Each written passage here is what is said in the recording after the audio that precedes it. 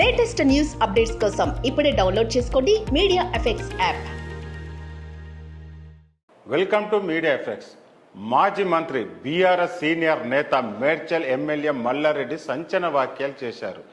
Medchal assembly పరిధిలోని వివిధ municipal కార్పొరేషన్లకు కార్పొరేటర్లుగా ఉన్న దాదాపు 30 మంది తానే కాంగ్రెస్ కు వెళ్ళమంటూ చెప్పానని అన్నారు. ఎందుకు పంపించినట్టు లేదు, వాళ్ళు ఉండాలి,